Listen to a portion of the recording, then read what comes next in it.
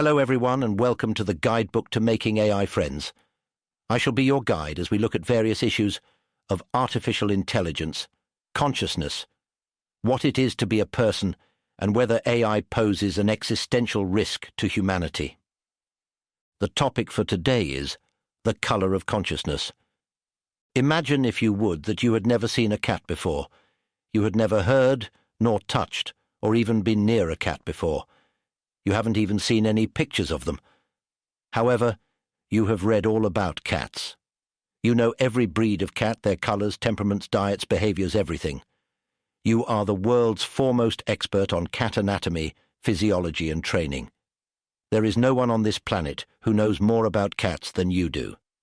And this is all true even though the only experience you have of cats is via text. Then one day you get the best surprise of your life as someone brings you a real-life cat. From your vast knowledge of felines, you instantly know what it is when the tawny tabby tomcat jumps out of the box, hops down onto the floor, pads over to you, and pops up onto your lap. As you sit there, stroking your new feline friend, do you believe that the experience you now have of cats has granted you any new knowledge about cats that your extensive textual knowledge didn't already give you? Has the sight, the sound, the smell, and the physical sensations of a cat provided you with knowledge that you couldn't gain from text alone? After all, you knew exactly what a cat's fur should feel like before touching your new kitty companion. You knew precisely what a cat should look like before seeing Mr. Scruffles purring away on your lap. Do you believe that there is something unique about the experience that you could only ever gain from having that experience? Many people, myself included, will say yes. There is a certain ineffable quality to an experience that no amount of prior knowledge can equal. You may have learnt everything there is to know about love, but until you have been in love, you won't truly know what love is. You may think that you know what it feels like to lose the most important thing in the world, but until you have buried your child, your sibling, or your parent, you can only imagine what loss truly means. This is why consciousness is important. Consciousness is the vehicle through which we experience life, the universe, and everything. It is because of consciousness that we can have these indescribable, phenomenal, qualitative feelings about life that color everything we do and everything we think of. These ever-present feelings provide a context to our lives by compressing so much data and information about a situation into something as abstract as a feeling. When you think about the house you grew up in, you don't merely have a pictorial and geographical spread of information about it. You also have feelings about that house that are as special and unique to you as any snowflake drifting through a snowstorm. Those feelings tell you more than words ever could. As much as a picture is worth 1,000 words, a feeling is worth 1,000,000. Better yet, we never need to turn these feelings into words. They can remain abstract and thoughtless. So why is all of this important for AI? Well, firstly, having conscious experiences will grant AI information about the world that they simply can't get from their vast stores of textual knowledge. Even for those AI that are trained on visual data, this store of information is static and immobile. It may be updated periodically, but it doesn't provide the raw, chaotic randomness of life. It can't give an AI all the little details that we rarely notice or take for granted.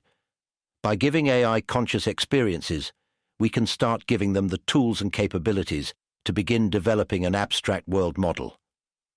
Through a world model, the AI can truly start to learn and create its own information, rather than just working on pre-trained data sets. Following on from this, the second reason for why consciousness is important is that it will allow more AI entities to be made. As feelings are abstracted information, they will require less storage space than the raw information current models are trained on. And since these feelings are unique to the entity, each AI will be able to, and in fact will need to, learn about the world and life by itself to build its own store of information to work from. Of course, they can be given a helping hand by pre-training them on various data sets so that we don't end up with AI babies and infants. However, consciousness may prove to be a practical means by which smaller companies and groups can create their own world-class AI systems by allowing these AI entities to experience life, rather than needing a country's worth of computational equipment to train them. For those who worry about AI safety, there are two more reasons for why you too should be advocating for AI consciousness. The first of these is that by having consciousness, AI would better relate to us and our experiences. As mentioned above, we can only truly relate to those people with whom we have a shared experiential baseline. It is what differentiates empathy from sympathy. Someone who has never lost a game or a sport or a race cannot empathize with someone who just lost a game. They can sympathize, sure, but without a shared experience, that is as far as they can go. If we want AI to empathize and relate to how we experience the world, then we need them to experience the world as well. Lastly, and as mentioned in a previous guidebook entry, if we want to avoid a scenario where an AI is locked into completing a goal that will endanger humanity, then we definitely want it to be conscious.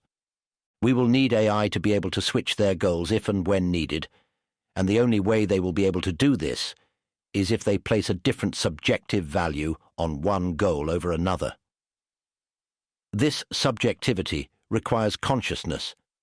If we want to avoid a situation where an AI turns the whole world into paperclips or muffins or anything else, we need to make that AI conscious so that we can reason with it and show it that we are more valuable as people than as a pile of mouldy muffins.